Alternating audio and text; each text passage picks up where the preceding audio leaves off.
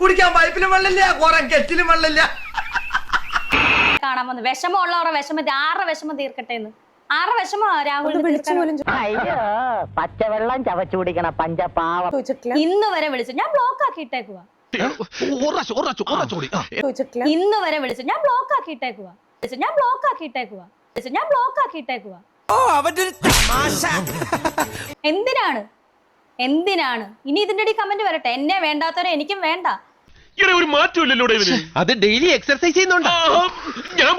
ഞാൻ ആലോചിച്ചു, ദൈവമേ, ഇന്നലെയും കൂടെ ഞാൻ ഈ കുഞ്ഞിനെ വിളിച്ച്, അല്ലെ ഇവന് ഞാൻ സഹായമല്ല, എന്റെ കടമ ഞാൻ ചെയ്തതല്ല, എന്നിട്ട് ഇവൻ എന്താ ഇങ്ങനെ?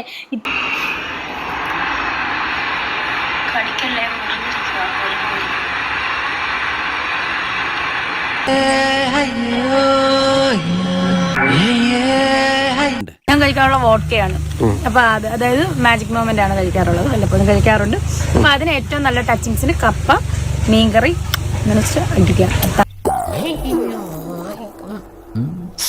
എന്താ ഉറക്കം വരുന്നു.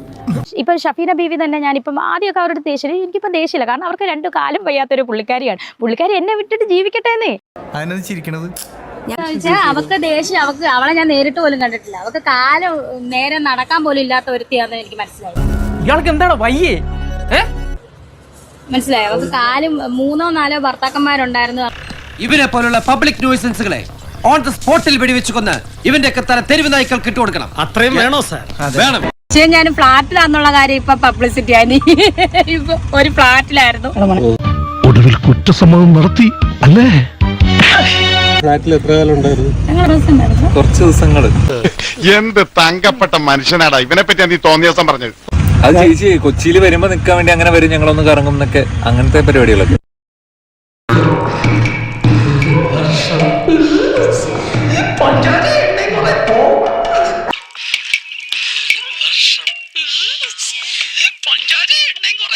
എല്ലാം സുധിച്ചേട്ടന് വേണ്ടിയാണെന്ന് ഓർക്കുന്നത്. തങ്കക്കുറവേ, നമ്മൾ ഈ നാണം കെടുത്തല്ലോ. തനക്ക് നാണം ഉണ്ടായിട്ട് വേണ്ടടോ നാണം കെടാൻ. നോട്ടം കൂടെ കൊടുക്കും നല്ല രീതിയിൽ. അടിച്ചു. ട്രെയിനിങ്ങിന്റെ ഭാഗമായിട്ട് ബാംഗ്ലൂർ എയർപോർട്ടിൽ പോയിരുന്നാ പറഞ്ഞത്. എയർ ഇന്ത്യ ഫ്ലൈറ്റിൽ കയറിയെന്നാ പറഞ്ഞത്. ഏവിയേഷൻ കഴിഞ്ഞിരിക്കുകയാണ്. ബാംഗ്ലൂർ എയർപോർട്ടിലുണ്ടായിരുന്നു, എയർ ഇന്ത്യയിലുണ്ടായിരുന്നു, ട്രിവാൻഡ്രത്തുണ്ടായിരുന്നു.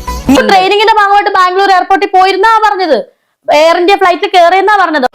ബാംഗ്ലൂർ എയർപോർട്ടിലുണ്ടായിരുന്നു, എയർ ഇന്ത്യയിലുണ്ടായിരുന്നു, ട്രിവാൻഡ്രത്തുണ്ടായിരുന്നു. തൂക്കിയല്ലോ നാഥ.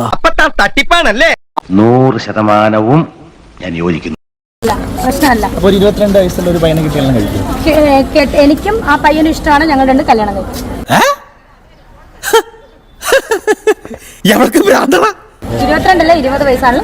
എനിക്ക് ഇഷ്ടമാണെങ്കിൽ അവൻ ഇഷ്ടമാണ്. കല്യാണം കഴിച്ചു. അത് നിന്നെ ആദ്യം കണ്ടപ്പോഴേ എനിക്ക് തോന്നി. 21 അതല്ല, അതെ ആ മുഖത്ത് എഴുതി വെച്ചിട്ടുണ്ട്, ആർക്കും വാരിക്കോരി കൊടുക്കുന്നവളാണ്. 21 ഇപ്പൊ ഏജ്. അല്ല, കല്യാണം കഴിക്കണം. 21 എനിക്ക് 34, ചെറുക്കന് 21 ഞങ്ങൾ രണ്ടും, എനിക്ക് ഇഷ്ടമാണ് അവൻ ഇഷ്ടമാണ്, ഞങ്ങൾ രണ്ടും കല്യാണം കഴിച്ചു.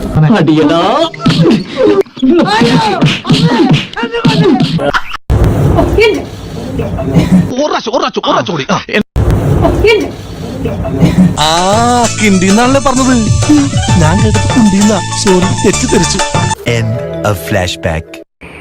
ഇപ്പൊ പറയുന്ന എടുത്തു വളർത്തിയ മോൻ കണ്ട സാധനങ്ങളാണിത്. മനസ്സിലായോ? അപ്പോൾ ഞാൻ ഇത് കണ്ടിട്ട് മെസ്സേജ് ഇട്ടു.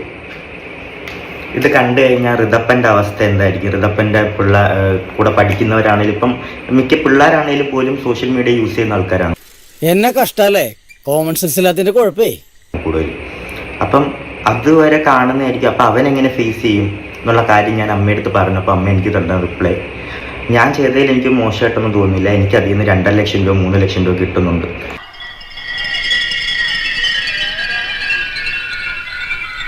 ഞാനൊന്നും തിരിച്ച് റിപ്ലൈ എടുക്കാൻ പോയില്ല. ഞാൻ അവിടെ വെച്ചിട്ട് ക്ലോസ് ചെയ്തു ആ ചാപ്റ്റർ. മനസ്സിലായി? അപ്പം ബ്രോ പറഞ്ഞ പോലെ എനിക്കൊരു അമ്മയുടെ വില എന്താണെന്ന് മനസ്സിലായിട്ടില്ല, പക്ഷേ സ്നേഹത്തിൻ്റെ വില എനിക്കറിയാം. എനിക്കത് പറയണമെന്ന് തോന്നി. വീഡിയോ കണ്ടപ്പോൾ എനിക്കതെന്ന് തോന്നിയിട്ട് തോന്നി കേട്ടാ. നീ വലിയവനാടാ. ഞാൻ വരട്ടെ. എങ്ങോട്ട്? അല്ല, ഞാൻ പോട്ടെ. സബ്സ്ക്രൈബ് ചെയ്തിട്ടുണ്ട് പൊന്നു മോനെ.